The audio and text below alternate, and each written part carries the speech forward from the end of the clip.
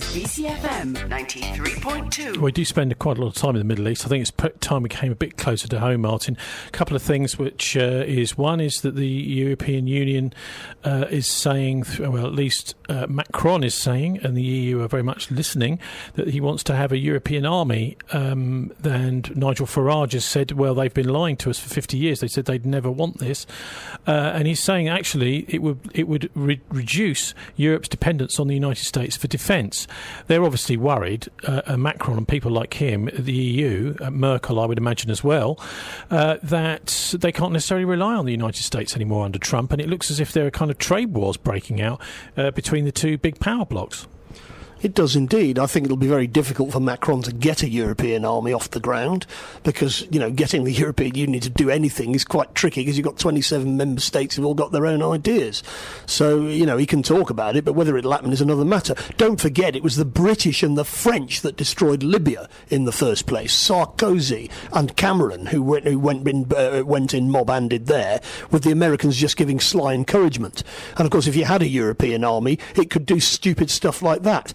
So there's not really much of a positive, progressive development, even if it did come about. What do you make of Macron? Where is he actually coming from? He doesn't really seem to be... He popped up almost out of nowhere, didn't he? Well, the only reason he got elected is because the people who didn't like Jean-Marie Le Pen voted for him to keep him out. Marine Le Pen. Like you. Well, exactly. Lots of people, because that's the way the political system works in France. If you don't want the National Front, you've got to vote for the only other candidate that can beat them. There's a runoff round. It was Macron versus Marine Le Pen. So loads of people voted for Macron to keep Marine Le Pen out, but he hasn't actually got that much support. What do you make of this whole idea of... Well, obviously, we know that the EU is concerned about Russia. We've just had these exercises, for example. But what about... That was NATO, not the EU. Are they real about... it's all Brussels, isn't it? No, but are they serious about the idea that they might have to have a counterbalance to the United States? Because that does tend to... put pressure on NATO. Maybe NATO is not as strong as it used to be, particularly since Turkey's kind of disappeared out of the orbit. Well, I mean, the things are in flux. If you saw what happened last week, there was a meeting in Istanbul about the future of Syria, in which 4 countries participated: the Turks, the Russians, the Germans and the French. And what was interesting about who was missing from that meeting was the British and the Americans. And that shows that the kaleidoscope is moving. Trump is in fact, by pushing and being so leery, he's forcing everybody all over the world to think about what can we do to get out from under the Americans' thumb. And, of course, for many years there was complacency about it, but that complacency is gradually dissipating. What about Britain? Is there any thoughts like that here? Well, there's thoughts like that in the studio, Tony, but you'll find that lots of people who go on about being dominated by Brussels, and isn't it terrible that Brussels tells us what to do, will allow the Israelis and the Americans to tell us to invade countries, and off we go and do it with all of the consequences. As for Macron, the Jewish Chronicle yesterday had a shocking headline. Starts with the word shock. Shock as Macron announces French Nazi collaborator Marshal Petain is to be honoured. Today, in the Jewish Chronicle again, Emmanuel Macron's office backpedals plans to honour Vichy France President Marshal Petain. So, who was Marshal Petain, and was he sort of Nazi collaborator, I imagine? Well, he was actually the general in charge at the Battle of Verdun, which made him very, very, it made him very, very famous in France. I wouldn't necessarily say popular, but he was famous, and he was regarded as a senior figure. Well, tell us a bit about that battle then. Well, it was one of the bloodiest battles of World War I, in which the French army was basically minced up by the Germans. There was actually a big mutiny in the front line by the French. Why is Emmanuel Macron saying on Wednesday this week that this Nazi collaborator was a great soldier? Because at that stage he was regarded as a great soldier because he was the victor of Verdun. In fact, nobody won the Battle of Verdun. It was a horrible draw in which both sides were bled to death. The Falkenhayn, who led the German forces, he killed loads and loads of French soldiers, but then of course his own soldiers also got mashed to bits. So it was a bit of a Pyrrhic victory, quite literally.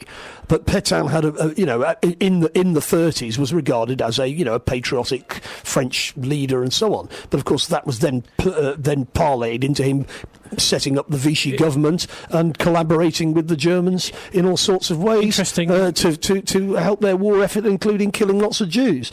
And therefore, that there's a very good film about all of this, La Tristesse et la Pitié, the sadness and the pity, which was made in 1968, about the collaboration in France. And it wasn't shown in France until the 1970s because people were too scared to look at the truth of what went on. Amazing. I'm just trying to go to the website.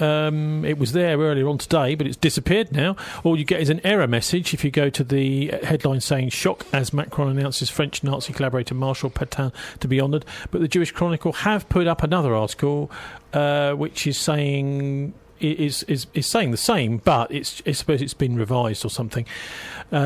Macron said that the leader of the Vichy France puppet state during the Second World War was a great soldier. But so there is still something there. I'll put a link up to that on our show page. But that's pretty shocking. Who is this guy Macron? Let's go back to that one again. Why is he saying things like this?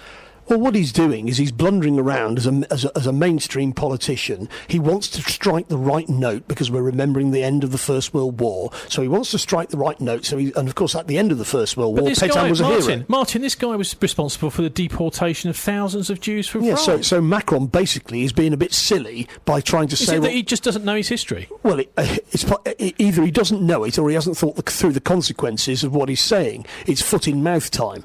And I think there's lots of this going on about World War I. Everybody going how wonderful World War I was, and wasn't it great that we won it, etc., etc.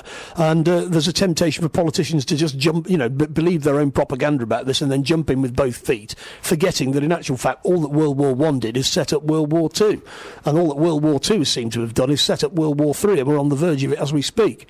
And people might think that's an exaggeration. That's certainly not how the Russian and Chinese general staffs are looking at it, or the Iranian general staff. As a Russian diplomat said the other day, we are preparing for war, the West is preparing for a war. He said, I want to distinguish between those two things. We're preparing for war, but the West is preparing for a war. The West is preparing to fight. We don't want a war, but we're preparing because we've got to. That's where we've got to, on the 100th anniversary of the armistice.